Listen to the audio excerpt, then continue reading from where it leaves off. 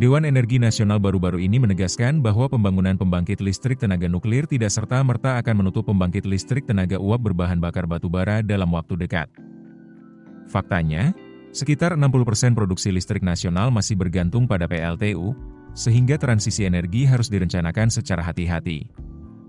Menurut Sekretaris Jenderal Dadan Kusdiana, PLTU dan PLTN akan berjalan beriringan dalam rangka menjaga ketahanan energi sekaligus menurunkan emisi karbon. PLTU masih ada, PLTN-nya masih ada, fokusnya pada ketahanan energi dan dekarbonisasi, ujarnya dalam acara Kaleidoskop Energi. Dadan menjelaskan bahwa PLTN diposisikan sebagai pembangkit beban dasar untuk menyeimbangkan pasokan listrik dari energi baru terbarukan yang bersifat fluktuatif. Dengan karakteristik tersebut, PLTN dapat menyediakan listrik yang stabil dan berkelanjutan. Selain stabilitas, PLTN juga dianggap ramah lingkungan karena menghasilkan emisi karbon yang jauh lebih rendah dibandingkan pembangkit berbasis fosil. Banyak negara telah menjadikan energi nuklir sebagai bagian penting dari strategi transisi energi mereka. Jika kita ingin mendorong pembangkit EBT lebih banyak, maka perlu pembangkit yang bisa menyeimbangkan dan menjadi base load. PLTN sama-sama bersih dan dapat menjalankan fungsi tersebut, tambah Dadan.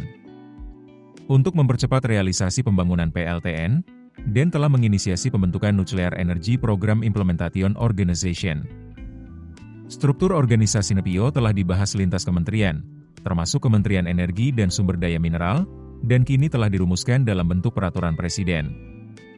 Perpresnya sudah di meja Pak Presiden dan tinggal menunggu proses pengesahan, kata Dadan, menandakan langkah kebijakan sudah hampir selesai.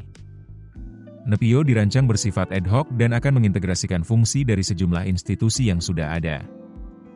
Setelah Badan Tenaga Nuklir Nasional dilebur ke dalam Badan Riset dan Inovasi Nasional, lembaga tersebut juga direncanakan menjadi bagian dari struktur NEPIO. BRIN akan menjadi bagian dari organisasi ini, meskipun detailnya masih menunggu penetapan, pungkas Dadan, menutup penjelasan tentang masa depan energi nuklir Indonesia.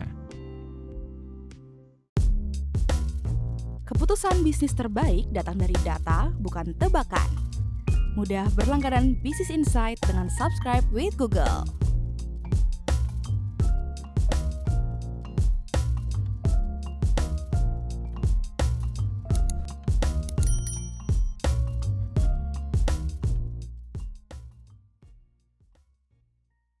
Download aplikasi Kontan sekarang di App Store atau Play Store.